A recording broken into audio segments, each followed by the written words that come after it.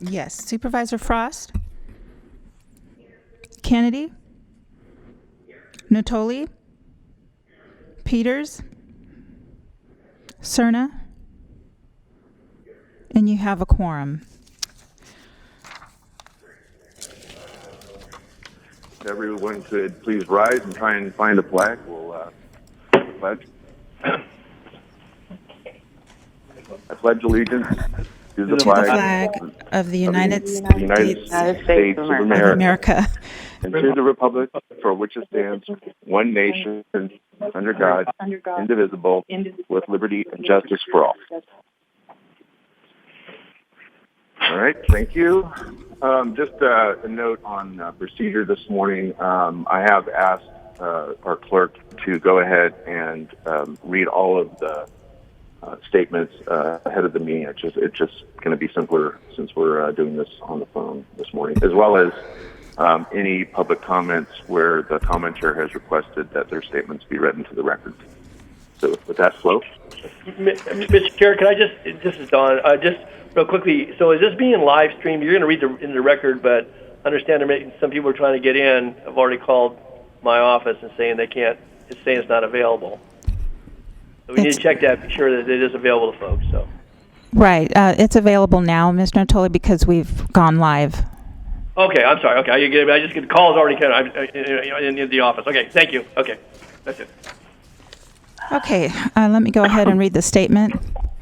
This meeting of the Sacramento County Board of Supervisors is cablecast live on Metro Cable 14, the local government affairs channel on the Comcast, Consolidated Communications, and AT&T Uverse cable systems. The meeting is closed caption and will be webcast at sacmetrocable.tv. Today's meeting will be repeated on Friday, June 5th on Channel 14. This meeting is also broadcast live on KUBU Radio on 96.5 FM. A DVD copy is available for checkout from any local library branch. Members, well, we don't need to silence our devices. No one's here. Okay. I also have one other announcement to read. In compliance with directives of the county, state, and Centers for Disease Control and Prevention, this meeting is live streamed and closed to the public. Temporary procedures are subject to change pursuant to guidelines related to social distancing and minimizing person-to-person contact. Members of the public are encouraged to submit public comments electronically. Public comments will be distributed to members of the board and filed in the meeting record. Public comments may be related to a specific agenda item. This is referred to as an item not on the agenda, as an off-agenda item. Those comments will be added into the record as well. To make an electronic public comment, email boardclerk@saccounty.net. Include your meeting date and agenda item number if you can. Your first and last name is optional. You can also go online to bospublicmeetings.saccounty.net and click on Make a Comment electronically right off of the agenda item. Thank you. For your first... Great. Thank you, Flo. Mm-hmm. Yeah, our one and only item. You want to read that? Okay, for your first item, you have a request for ratification of the proclamation of a local state of emergency necessitated by civil unrest. Mr. CEO? Thank you, Supervisor Cerna, members of the board. I'm going to have Steve Contelme, who's our chief of OES, make the presentation. So, Mr. Contelme, if you can do that. Thank you. Good morning, board. Steve Contelme, Sacramento County Office of Emergency Services. As you know, on June 2nd, the county executive issued a proclamation of a local state of emergency due to the unrest that was occurring in Sacramento County. This was precipitated by the death of George Floyd on the 25th and the civil unrest that occurred nationwide after that. This civil unrest is expected to continue through, at a minimum, this weekend. And so in front of you, you have a request for ratification of the proclamation that the county executive issued on the 2nd of June. This proclamation, the ratification of the proclamation, allows the Director of Emergency Services to submit to the Governor's Office of Emergency Services, asking them to proclaim a state of emergency on behalf of the County of Sacramento, and it authorizes the California Disaster Assistance Act funding to occur. In addition to that, the county is asking the director of OES at the state for a concurrence and a small business association declaration, which allows supporting of the businesses to occur in terms of economic potential recovery for those businesses that were affected.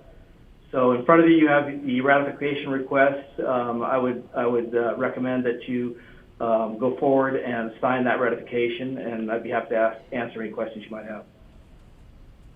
Great, thank you, Steve, and board members may have questions. I'm going to kick things off, and please, after I include my questions and others, when you have questions, just please chime in. But I have received a number of concerns expressed by constituents in District 1 and outside of the district in the last 24 hours or so. And the concern is expressed in a common theme, and that is that there's an impression that what we're being asked to do today exacerbates systemic racism. That I think is being that what we're being asked to do today is interpreted as automatically deploying more law enforcement and/or the National Guard. I did have a conversation with the CEO yesterday ahead of today's meeting to get clarification on what actually happens with affirmation of what is in front of us today. So I'd like the county CEO and/or Steve to just respond to those concerns, especially what this means and what it doesn't mean in terms of any kind of immediate or automatic deployment of additional law enforcement or National Guard. Mr. Chair, I apologize for the interruption, but my office, I'm here, we're getting calls that people cannot tune in to the meeting, so they're not hearing anything that any of us is saying, including your comments. So I don't know if the clerk... Don, it's on Channel 14 right now. Is it? Okay. I'm looking at it. May I interrupt? I'd like to make an announcement. I just got advised by the technology team that they are having some issues. So right now you can watch it on Channel 14, or if you could go to http // with the 2 slash signs metro14live.saccounty.net. This link is also posted on our agenda, and you can simply click on that link and you would be able to watch it, listen as well, or on Channel 14 on Comcast. And I'll repeat that web link again. It's metro, METRO 14 live, live.saccounty, SACCOUNTY.net. Thank you. Excuse me. Okay. So this hold on. This is Phil. I take very seriously, I think as we all do, the fact that this meeting is a public meeting. It has to be in public in one way, shape, or form. So I want to know for sure, I think as Supervisor Tully has stressed not twice, that the public has access to what we're saying and what we're doing in real time. Mr. Cerna, they do have access in real time if they watch it via the link. There are 2 separate links that you can watch this meeting, and they're probably watching it from the link off of the Board of Supervisors meeting page. And that link is where they're having a problem, and they're working on that. Okay. Is there any way... Bill? Yeah. Mr. Chair, it's on Channel 14. I'm looking at your smiling face right now. Okay. All right. Okay. Don, any more? No, that's fine. Again, that's fine. Again, they were just getting calls, and I just wanted to convey that before we got too far into it, because I think everybody's comments are important, and I want to be sure people will be able to access that. Okay, thanks. All right. Well, just to make sure, I'm gonna repeat again what I said, what I asked of our emergency services director. So. Our offices, my office, I assume all of our offices have been receiving concerns expressed by our constituents more or less in the last 24 hours that what we're being asked to do today with kind of in a retroactive context in affirming the proclamation, the resolution, asking the state to declare an emergency for Sacramento County amounts to an advancement of systemic racism that amounts to an automatic or immediate request for additional law enforcement or the National Guard or the deployment of more law enforcement in the National Guard. And so I'd like the CEO and or Mr. Cantelmi to respond to what this action that you're asking us to take today is and is not. Supervisor Serna, this is Steve Cantelmi. This ratification of this proclamation is consistent with all proclamations we've used in the past for any type of civil unrest or any other disaster or emergency that has occurred in the county. What this proclamation does is it allows or facilitates the use of mutual aid throughout the state and the local jurisdiction, without which we are sometimes unable to access that aid.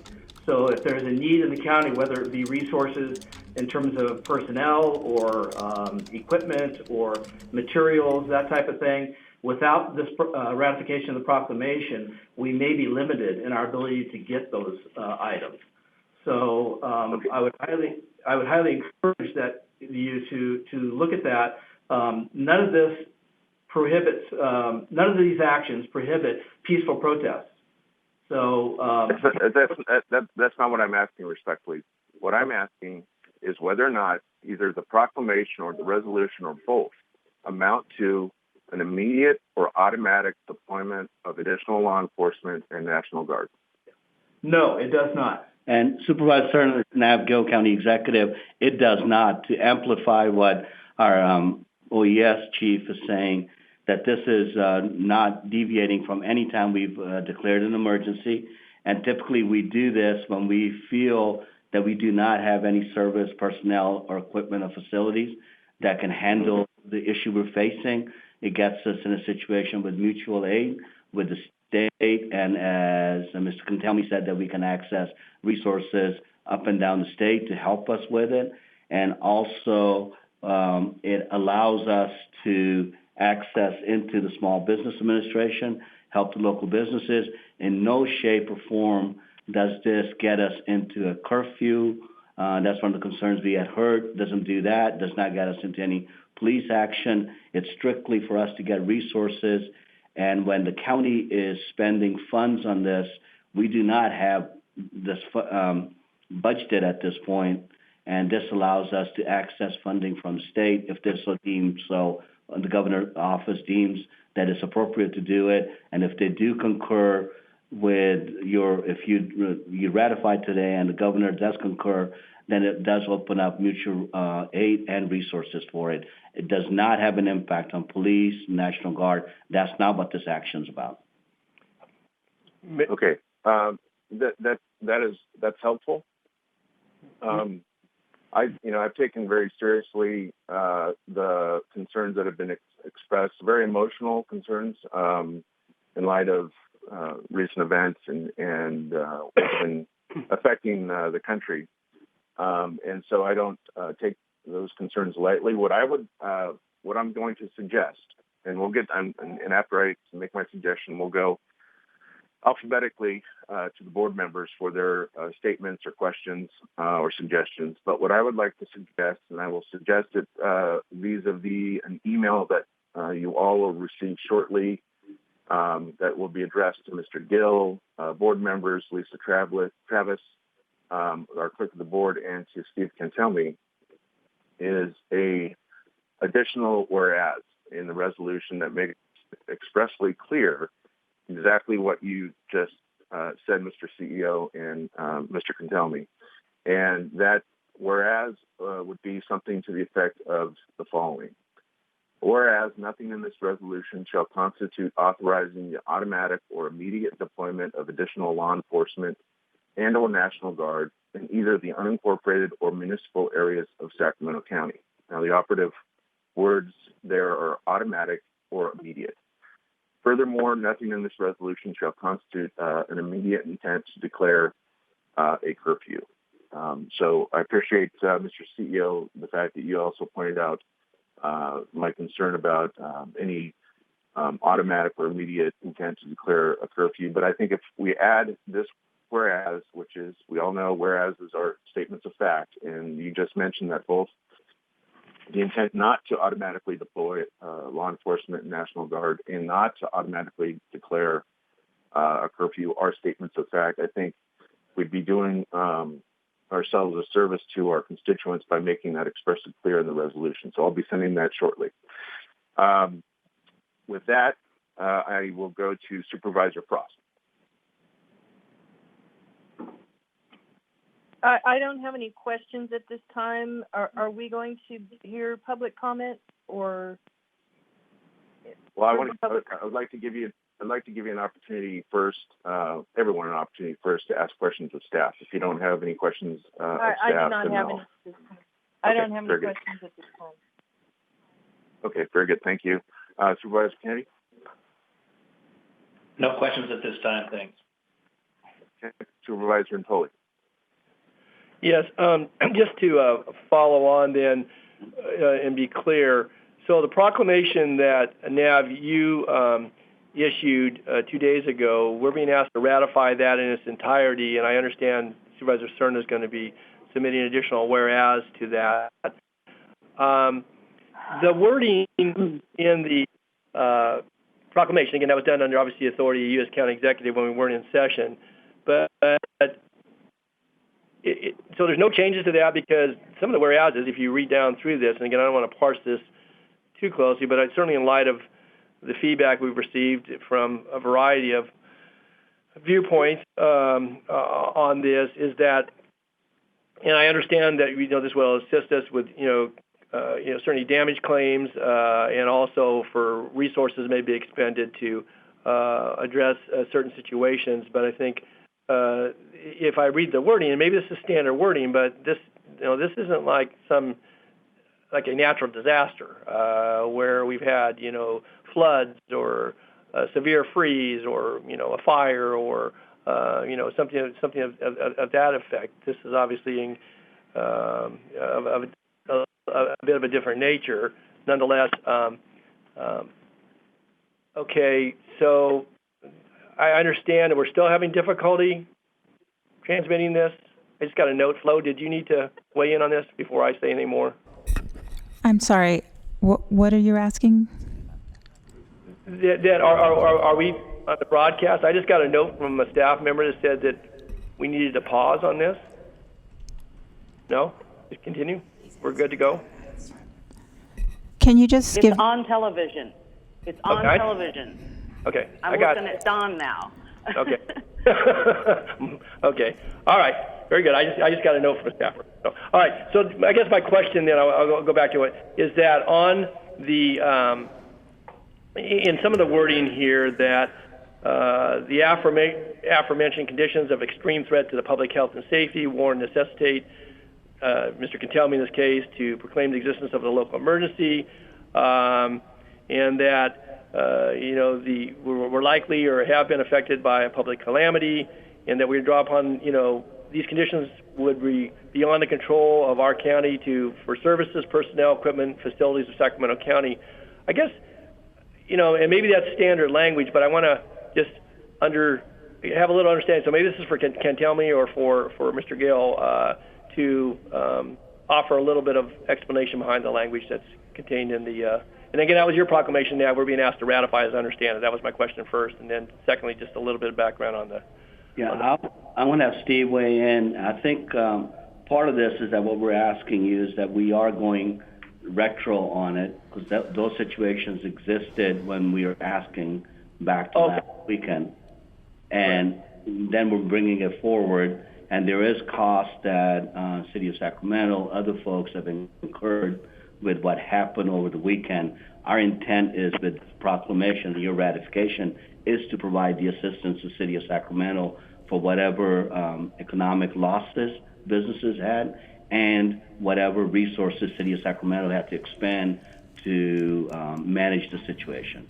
So it goes back, and then it brings it forward. And as Steve had mentioned in his comments, that we anticipate next couple of days, we will see what the situation looks like, but it's both back and forwards. Steve?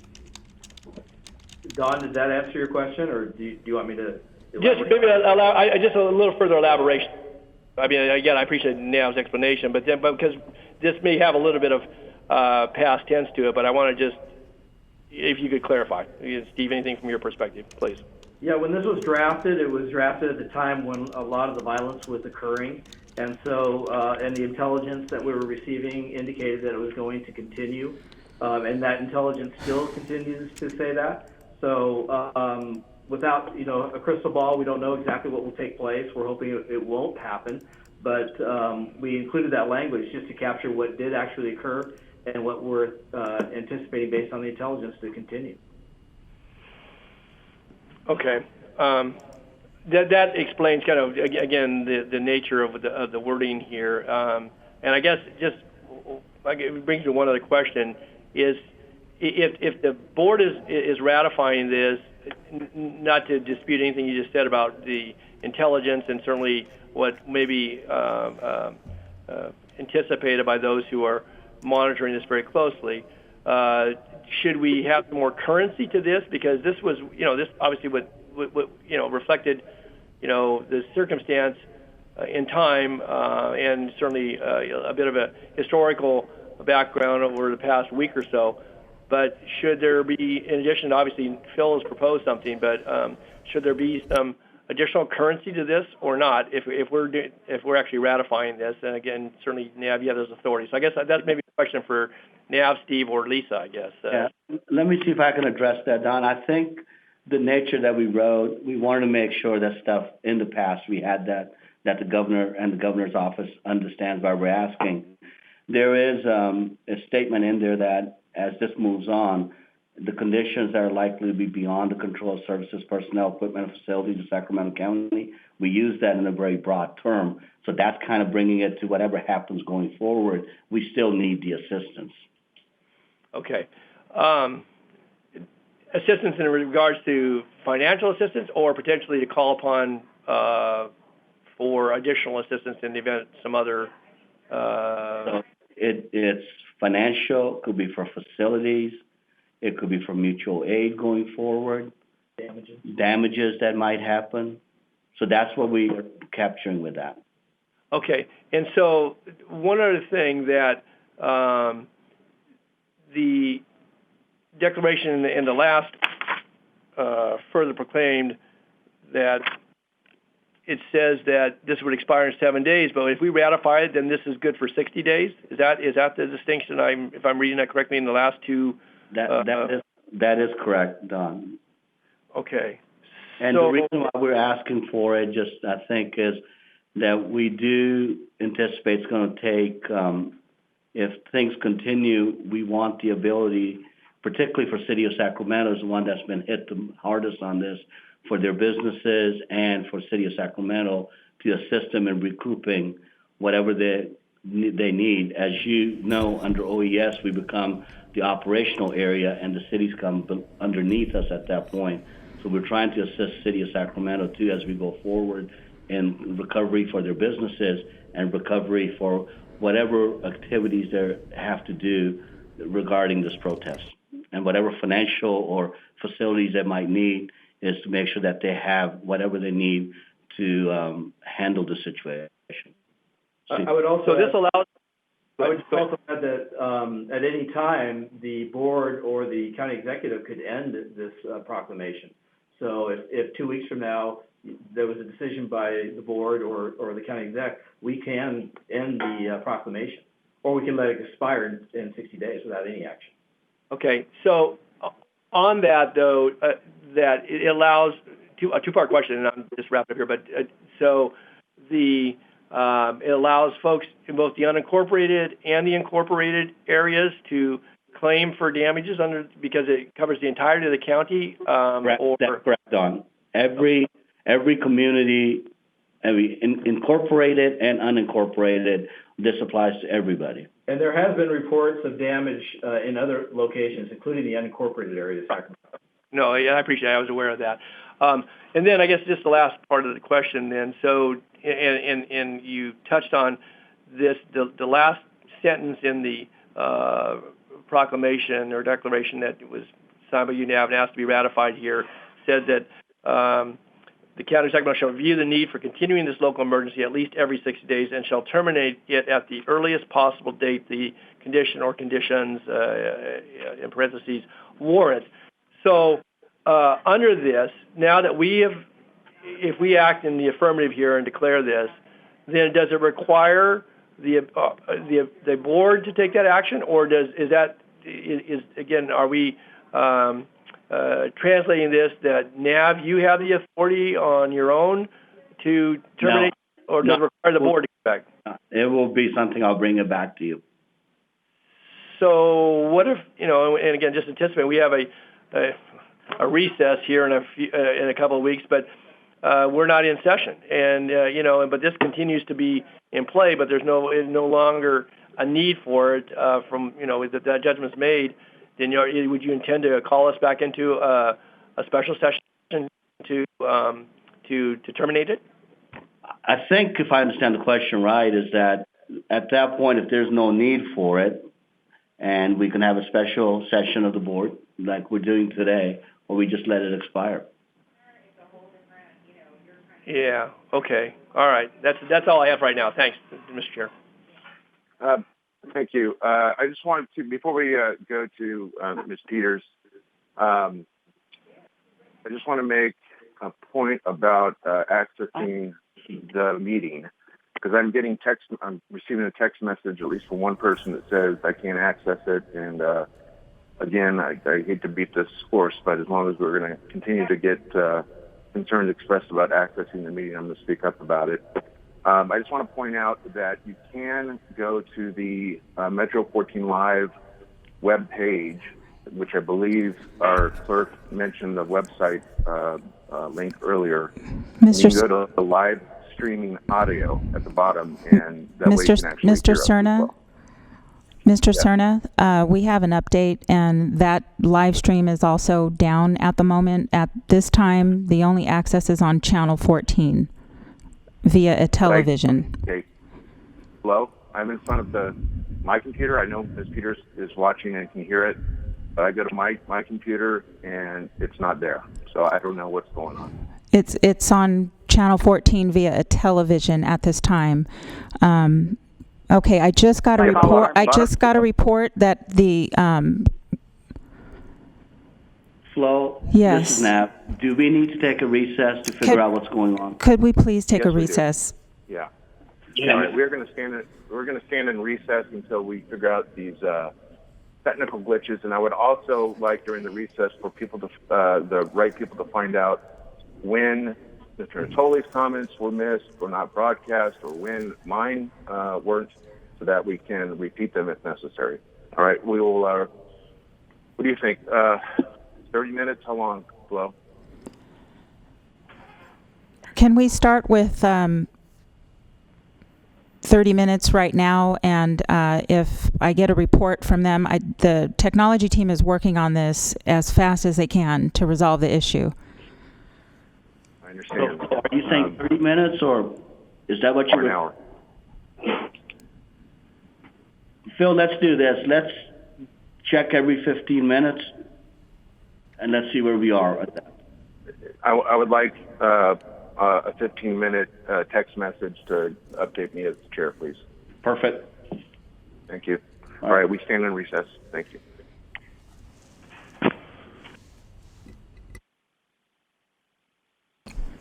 All right. I call back to order this meeting of the Sacramento County Board of Supervisors for Thursday, June 4th. Madam Clerk, will you please call the roll and reestablish your quorum? Yes. Supervisors Frost? Here. Kennedy? Here. Natoli? Here. Peters?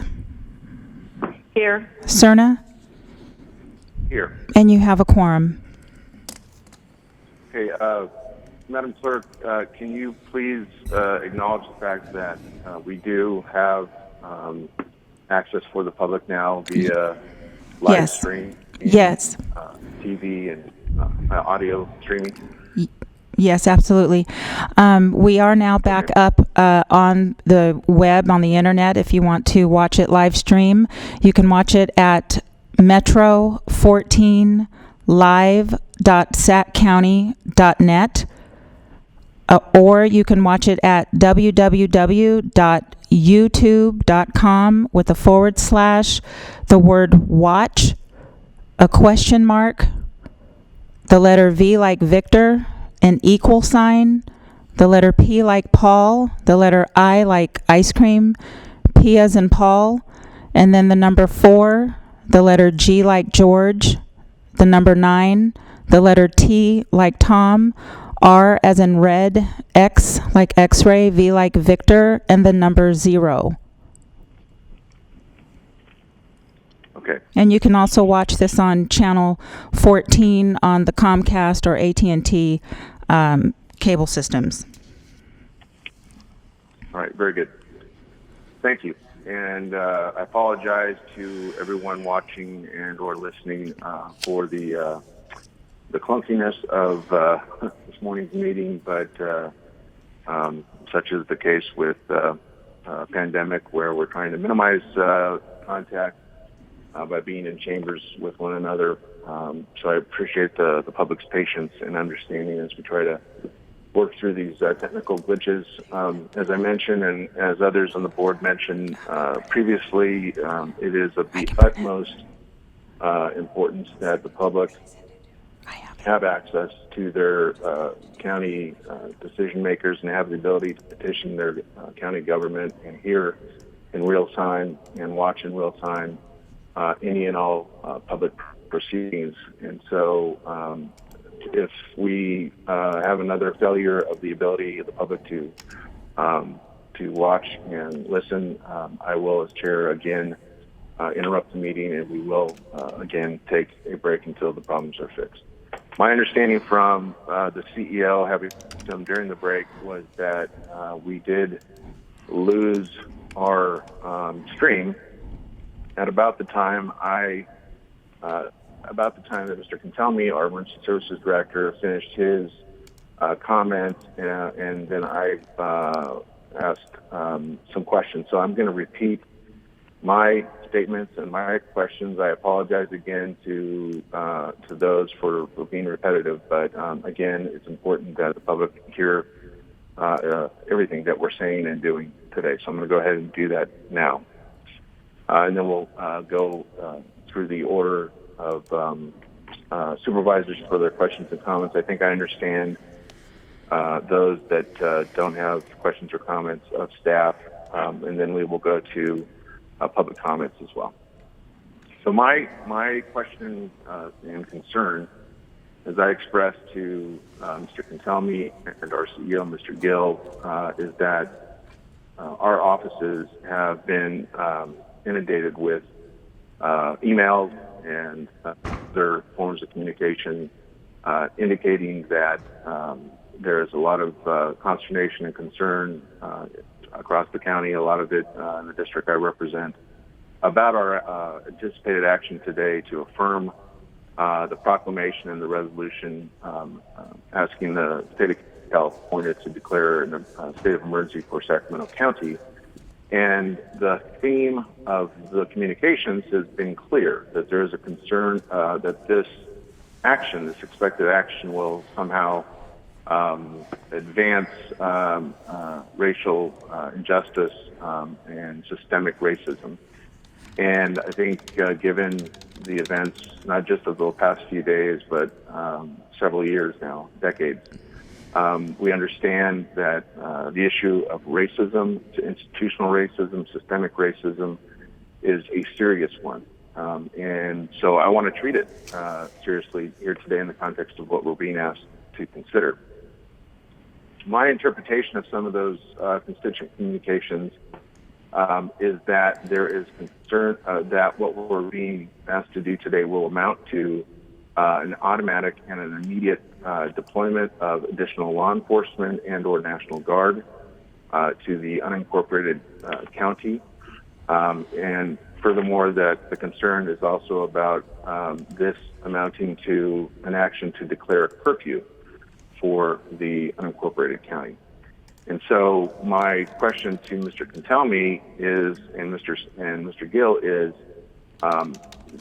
the action that we're taking, that we're being asked to take today, amount to either of those, an immediate and automatic deployment of additional law enforcement or the National Guard, and an establishment of a curfew? Steve? No, it does not. Either one of those. That's Mr. Cantelmi speaking. Yes. And it's now told the county executive, as we had mentioned, what we're asking you to ratify the proclamation that we made. This proclamation allows us to get resources that are beyond the control and services of our personnel equipment. It also allows us to, if the governor's office agrees, it allows us to access small business loans for damages that businesses have had.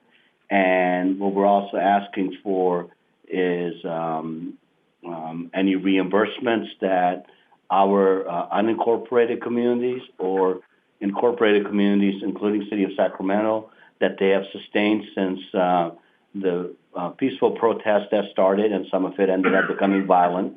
And there was there's a requirement, not a requirement, but we would like to assist City of Sacramento, which did sustain most of the damage, to be able to recoup the cost that they can. And that's why we're asking for it to be retro back to, I believe the date is May 30th. So that's why we're going back, is to recover those costs. City of Sacramento ended up getting the brunt of it, and their businesses and in their city, and there are some unincorporated areas that have gotten some damages too. And to put a little bit more into it, as Supervisor Serna, you said, this is not in any shape or form saying National Guard or more deployment. This is a administrative thing we do with the state of California to be able to access their resources and get financial buildings, whatever other assistance we need to manage the crisis we have. I appreciate the clarification. One of the things that I am going to suggest is that we make what both of you have just stated very expressly clear in the resolution that we're being asked to adopt. And I've sent to our county council that language. I don't know if there's an ability to show that on the screen so that the public can see what I'm suggesting in terms of the language. But I will go ahead and read what I am suggesting as additional whereas. Whereas nothing in this resolution shall constitute authorizing the automatic or immediate deployment of additional law enforcement and or National Guard in either the unincorporated or municipal areas of Sacramento County. Furthermore, nothing in this resolution shall constitute an immediate intent to declare a curfew in the unincorporated or municipal areas of Sacramento County. I think by adding this language to the resolution, it makes clear, especially for those who have expressed very emotional concern, that what we're doing is being construed as, the step to place National Guardsmen on every corner of the unincorporated county and to make sure people are not able to be out away from their homes after 8 p.m., that they understand that that's not what we are doing today. And so, in fact, what we're being asked to do today, as you mentioned, Mr. Gill, is administrative in nature, and in fact, gives us the ability to preserve resources in our budget, quite frankly, to continue to fund important programs across the county. Without the ability to have to acquire funding from the state or federal government through a declaration, I suspect that we would actually be then taxing our own general fund net county cost resources to take care of any consequence from the civil unrest that has occurred and may continue. So I really look at the action that we're taking today as an instrument or a step, if you will, that gives us the ability to kind of preserve our budget for those important things. So I would respectfully ask that the additional language be incorporated into the resolution. And again, I believe Ms. Travis, our county counsel, has that, and if there's an ability to show that on the screen, then that would be much appreciated. So with that, I know that Supervisor Frost earlier did not have any questions for staff, but I will nonetheless ask her again if she has questions.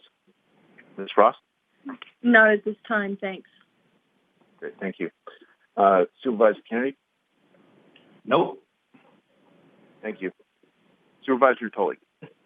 Yeah, I'll be brief, Mr. Chair. I know that some of it may not got broadcast over the live stream, but I did ask some questions when we were in session earlier, and I think some of those questions were answered, so I don't feel the need to repeat at this point in time. But I did want to, when we took the recess, we were at a point where I think Mr. Gale was responding as it related to the declaration or resolution before us, and how,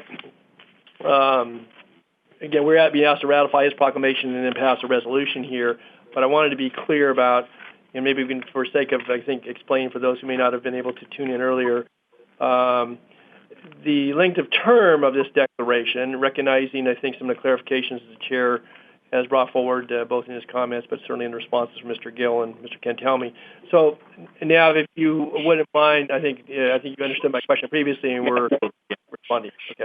Yeah, let me respond to that. It's a 60-day in effect, or until we deem there's no need for it.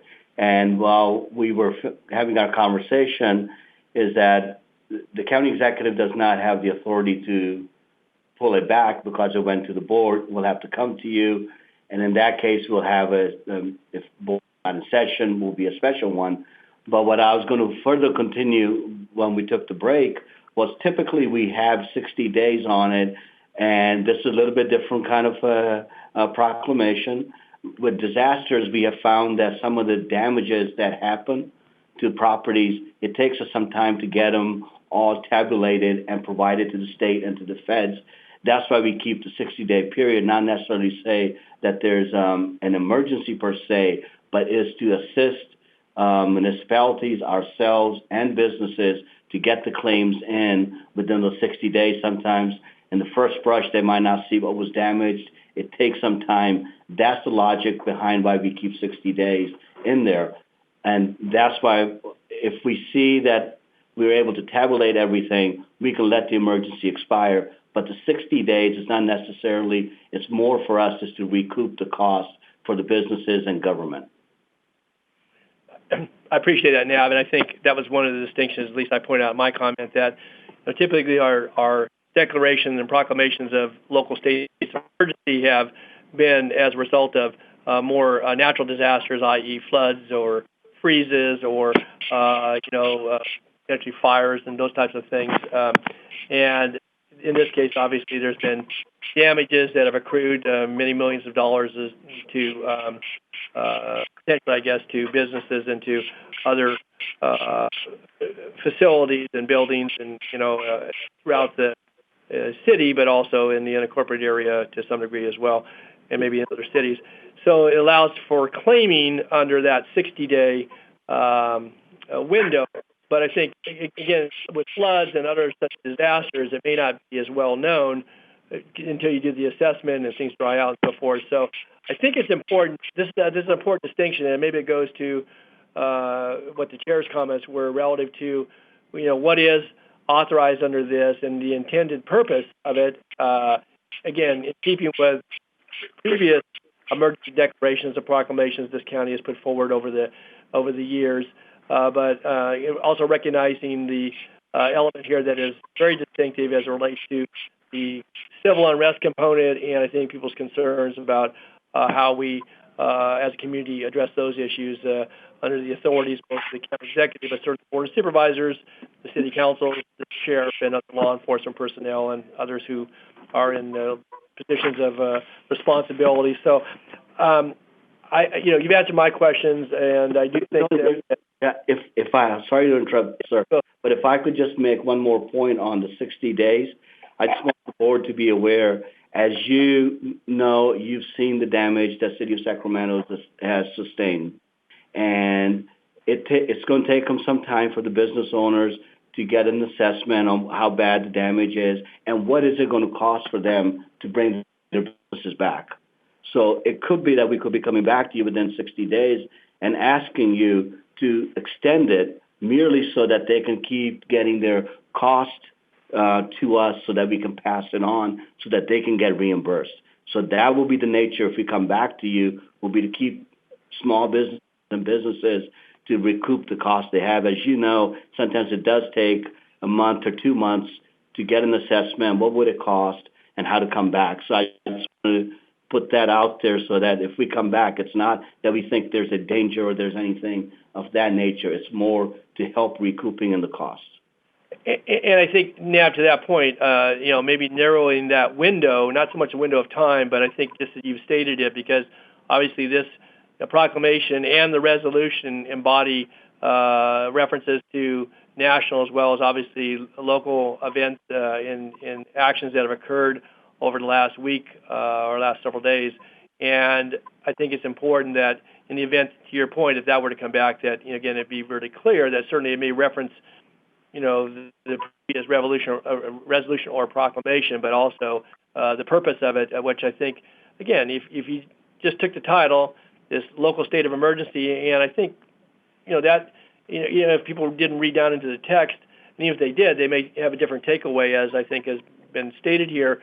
And I guess I wanted to say one other thing, Mr. Chair, and I'll stop here, but is that, we actually are, if action is taken affirmatively, we're going to be living under two declarations of states of emergency. We have the COVID and all that's gone with that, and stay-at-home orders and businesses that have been closed as part of the public health effort. And so I think that the context may get a little bit blended, but then also I think obviously the events of the last week plus. I think, certainly bring into focus some of the concerns from folks from a variety of viewpoints, but nonetheless, I think this is probably the first time in this, I don't know for a fact, but first time in this county's history where we've been under two distinctive declarations of states of emergency, and I could be wrong about that, but I think it's important to, as you pointed out, I appreciate your comments, Mr. County Executive, and assurances, and that's all the questions and comments I have at this point. Thanks. Okay, thank you, Mr. Natoli. Ms. Peters, any questions? Yes, I have questions. Thank you. I would like to ask the county executive if he feels we can add this additional language to the resolution without diluting the legality of it and the intent. Ms. Peters, I think we can add that in there. Okay. And then since we've had this lengthy conversation about businesses being able to apply for help, do you have any information on how they go about it? I know, everyone's used to the federal PPP and other things. How will people go about accessing, not people, but businesses, accessing these emergency funds? So the process that we'll go through, if the board ratifies the proclamation, we will submit this to the governor's office, and we're going to ask the director of OES to concur with it. That will then put us under the SBA declaration, which will have access then to our businesses to go through SBA. Our Economic Development Department will have a link to guide the businesses into the SBA and assist them with getting whatever resources they can get.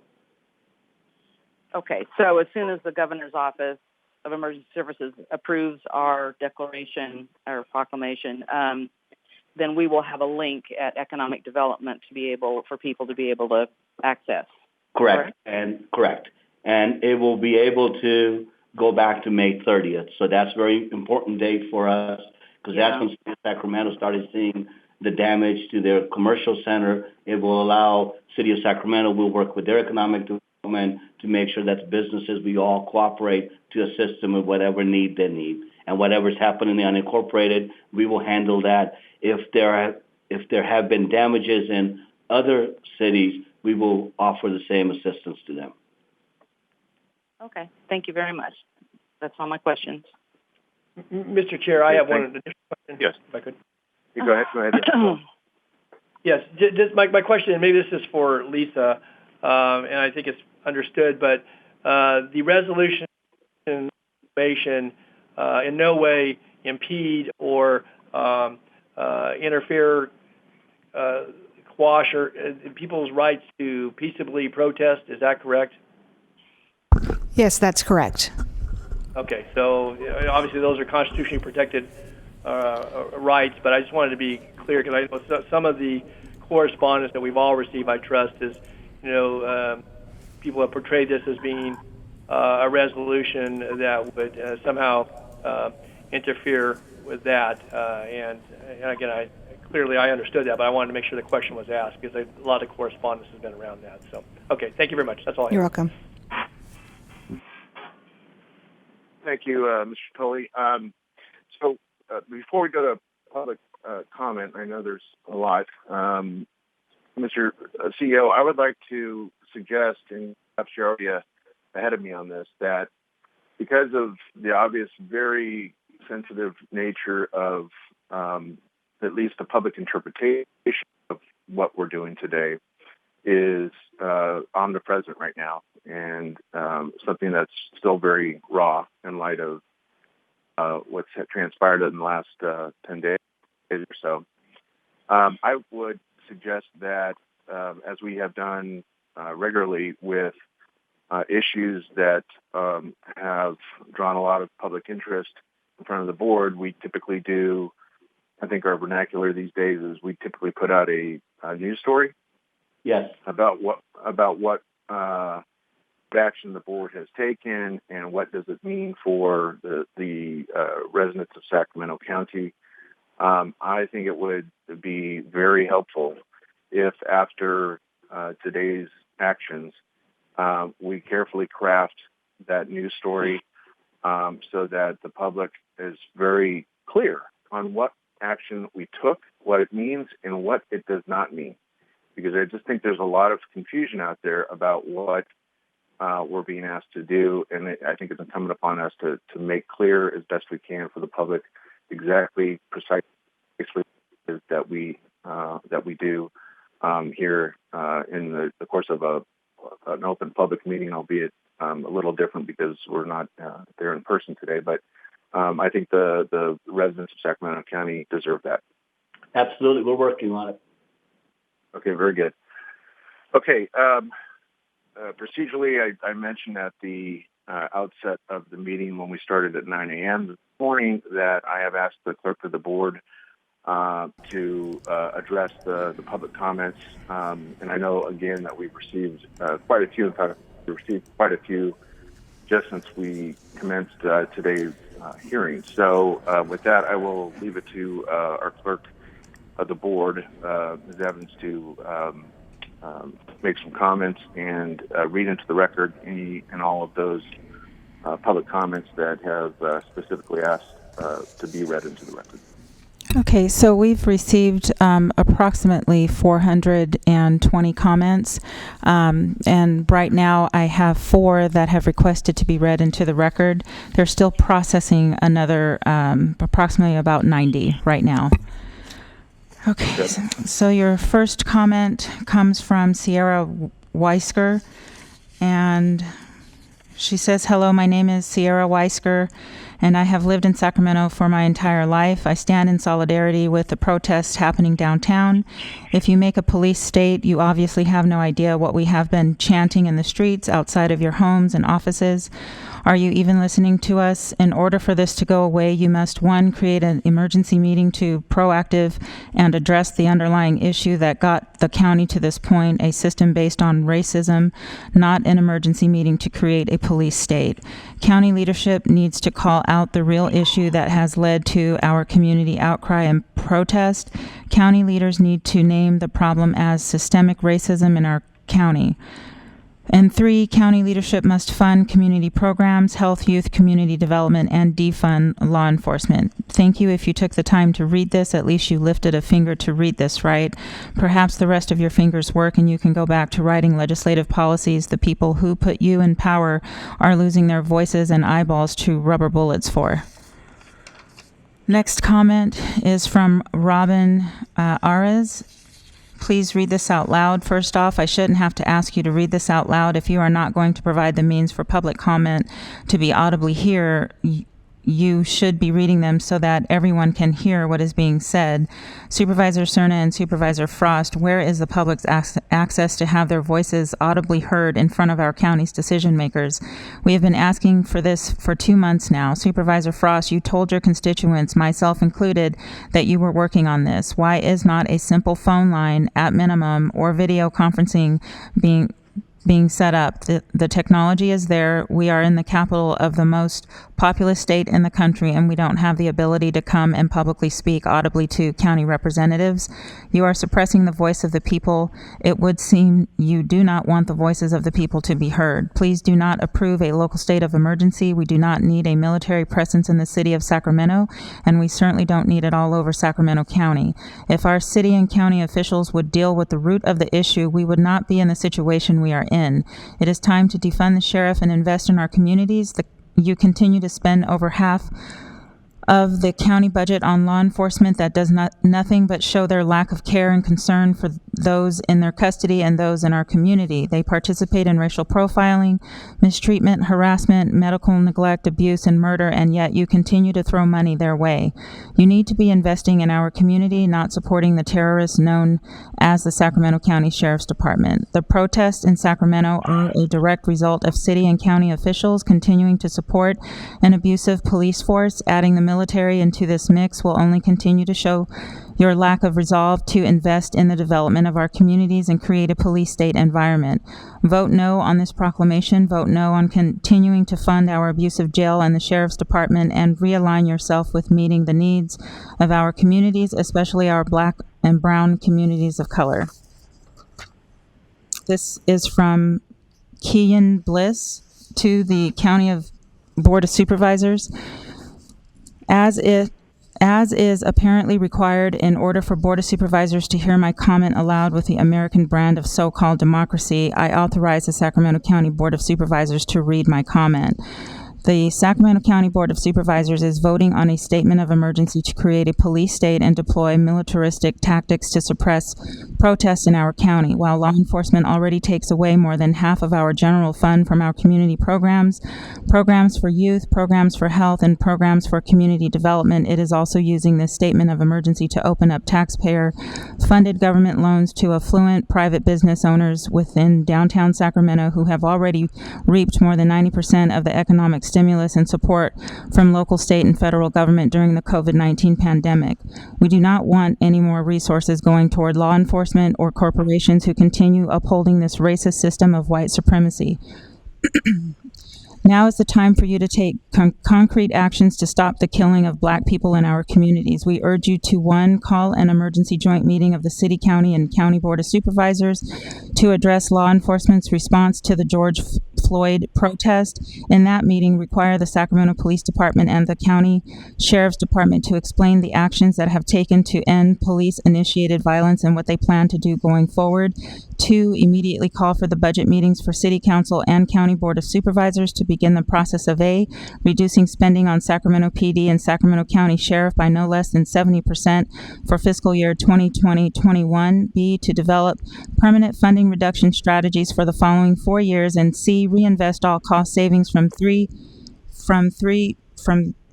the reductions to law enforcement budgets toward community-based programs and services that support healing, prevention, and community development, and most importantly, do not harm or kill Black people.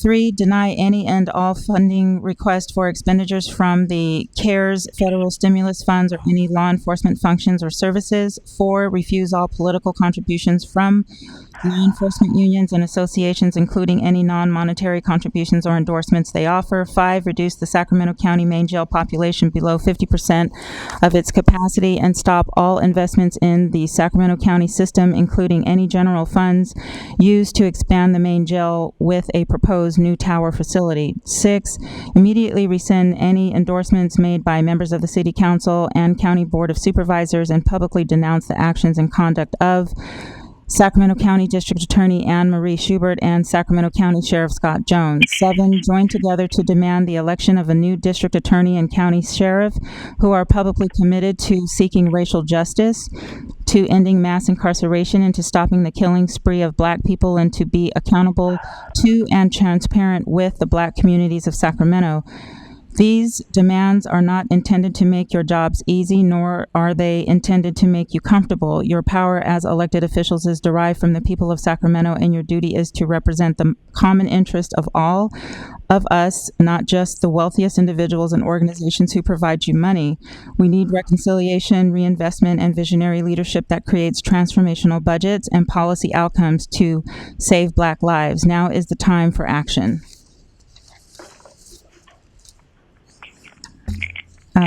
4, this comment is from Ibrahim. I am a constituent of Supervisor Don Natoli, and I request that my comment be read aloud today. State-sanctioned violence is the forced sweeps that have been happening to our unhoused community during this pandemic despite CDC recommendations. State-sanctioned violence is people still getting evicted despite weak local moratoriums. Excuse me. State-sanctioned violence is the murder of Stephon Clark and numerous others in Sacramento with no repercussion for the officers that did so. State-sanctioned violence is my friend T getting shot in the face by Sacramento law enforcement this past weekend with a tear gas canister and also 7 rubber-coated bullets, leaving them with a skull fractured in 3 places. State-sanctioned violence is our voices being lifted up against state-sanctioned violence that is claiming Black lives and becoming victims of multi-state sanctioned violence. The Board of Supervisors must, and I repeat, must acknowledge that at the root of the unrest by engaging with the community, not further militarizing law enforcement and enabling more state-sanctioned violence under the guise of security. Security of property is not safety of people, and immediately begin the defunding of law enforcement to fund community-based approaches that can actually make our community safer. I have seen the Board of Supervisors do the right thing before in voting against the jail expansion in Elk Grove, and connected conversation needs to happen around this historic moment, and I pray that you do the right thing. And then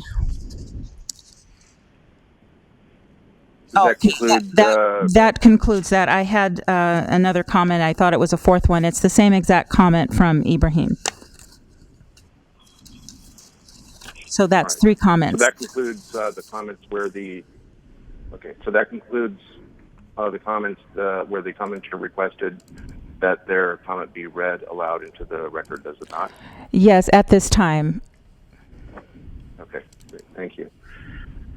Okay, bring it back to the board. I will say that, as the clerk mentioned at the time that she began reading those comments that requested to be read into the record, we had about 400 comments that had been submitted up until that point, and now you can see that the number continues to grow.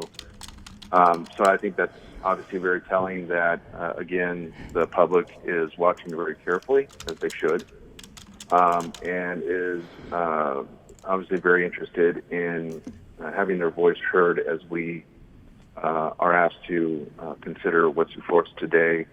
That is a declaration of emergency from the state of California, along with the resolution that goes with that proclamation. And again, I have suggested language that makes it expressly clear what we're not doing with this action, because, again, I think it's important to recognize that people need to know exactly what it is and what it isn't that we are being asked to affirm today. So any last comments by board members? I'll start with Supervisor Frost.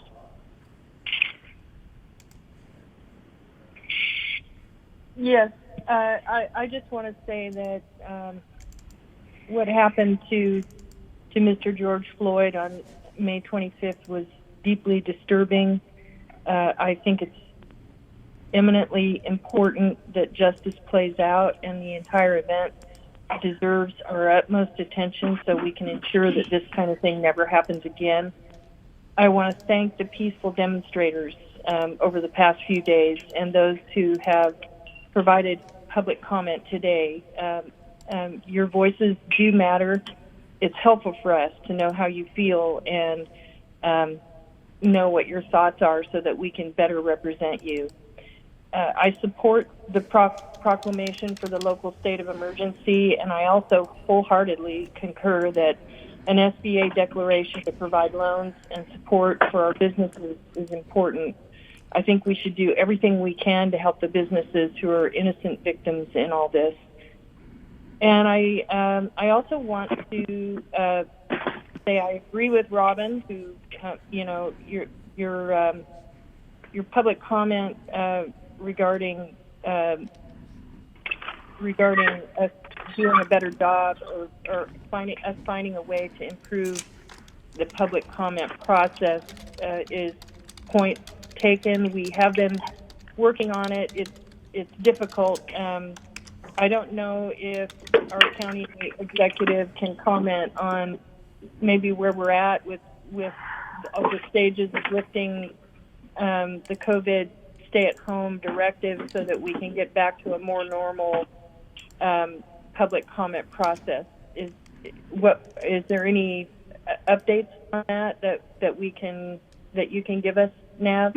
Yes, Supervisor Frost, Navajo County Executive. We are anticipating new guidelines from the governor tomorrow, which will be Friday, that will tell us what is the process for us to get through to stage 3. And in stage 3, what we're asking for is to have gatherings, not like stadium type, but have enough in our board chambers that our constituents can come in and make comments to the board. So that is work.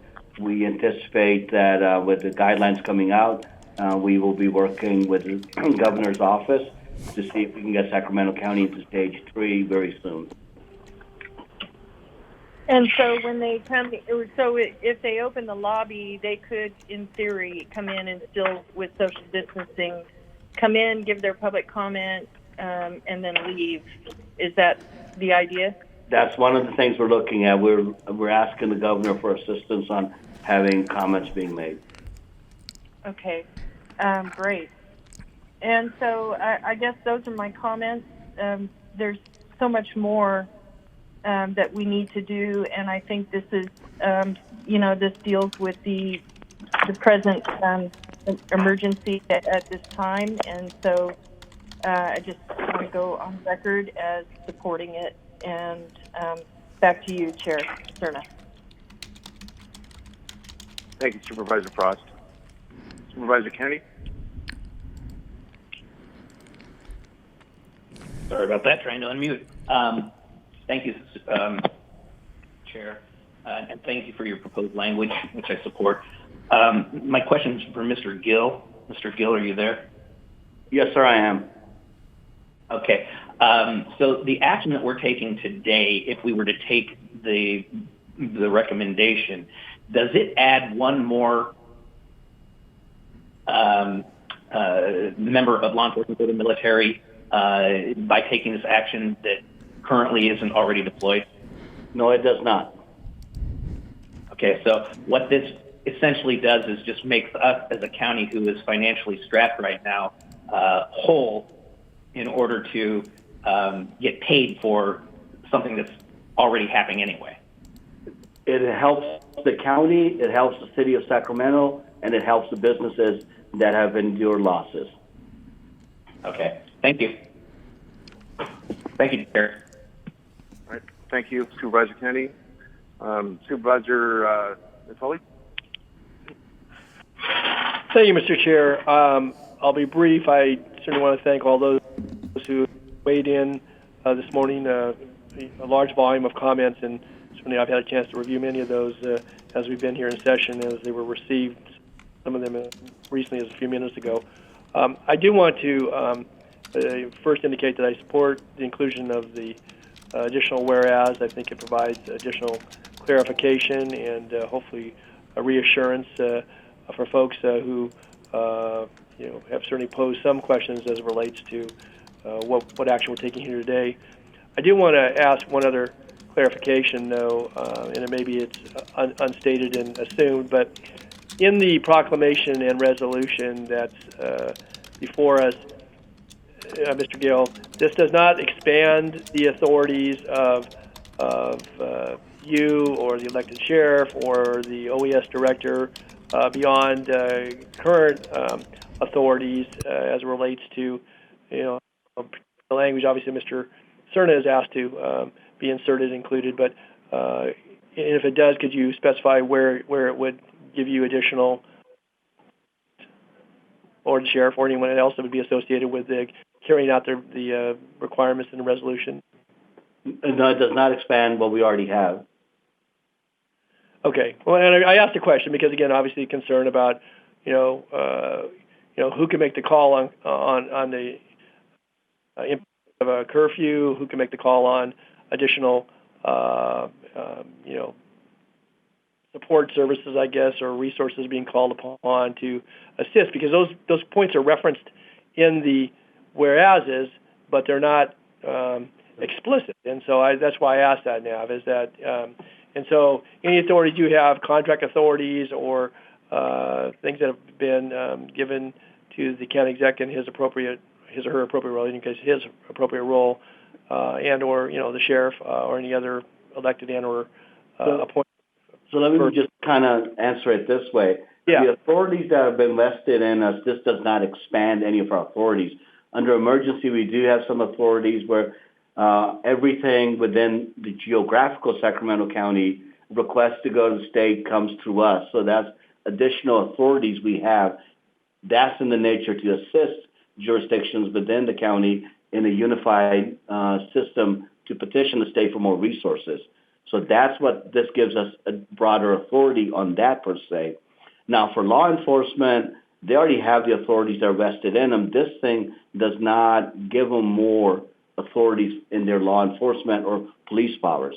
What Mr. Contelmi and I get out of this, to say it another way, is that if we get, I asked a question from Elk Grove or City of Sacramento saying, we need assistance, we don't have enough resources to handle A, B, or C, whatever the issue might be. Then we can go to the state and say, we have a problem, we need A, B, and C, and then the state can provide that to us to help with those jurisdictions.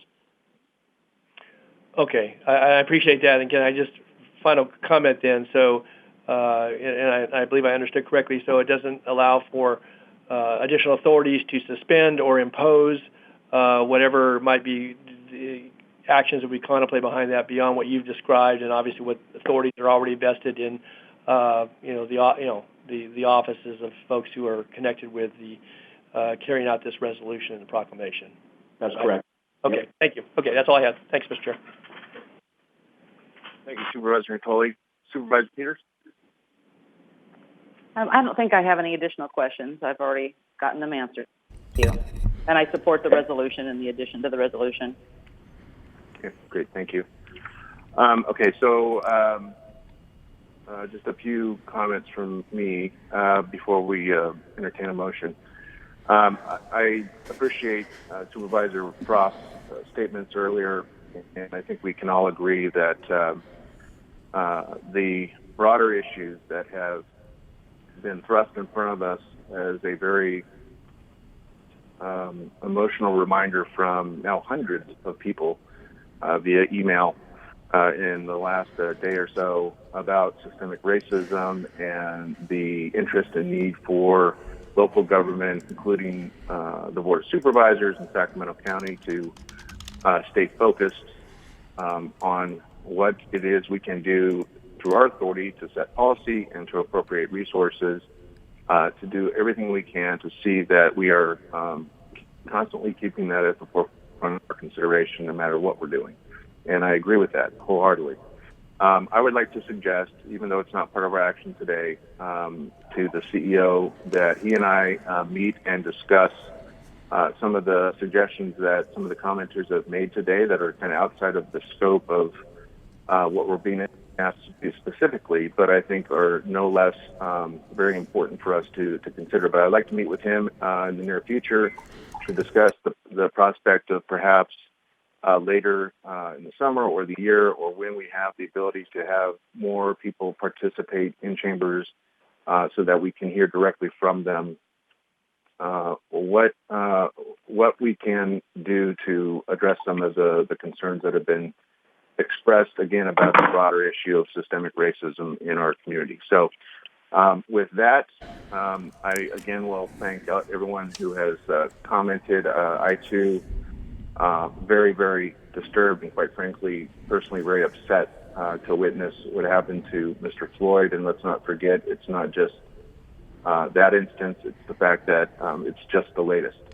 And that too is equally disturbing and really emphasizes the point that has been made by so many commenters today about systemic racism being ever present and our responsibility to address it.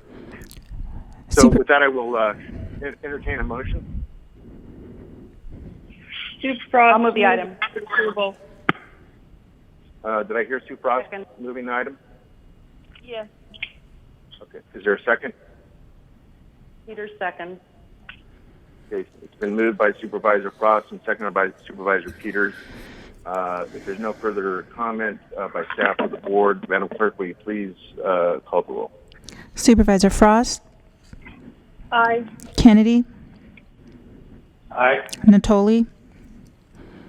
Aye. Peters? Aye. Cerna? All right. Unanimous vote. And again, that is a unanimous vote of the resolution with the additional language that I have suggested. I appreciate the support of my colleagues on that. I think it just makes it a lot clearer what we're doing. Okay. Are we on to CEO comments? Yes, but before that, just for the record, there was one additional public comment that came in that requested to be read. Unfortunately, we weren't able to process it, but it will be included in the record and published online. How long is that? It's about 2 pages. Okay. Given its length and what you just stated, please make sure that it does find its way to the record. I know that other members of the board have other obligations to participate in other hearings that we've already affected the time of. So with that, we'll go on to CEO comments. No comment. Okay. Any comments from members of the Board of Supervisors? Member Frost? No comment. Supervisor Kennedy? No, thank you. Supervisor Tully? Nothing further, Mr. Chair. Thank you. Thank you. And Supervisor Peters? No, thank you. Okay. If there's no further business before this Board of Supervisors, we are adjourned. Thank you.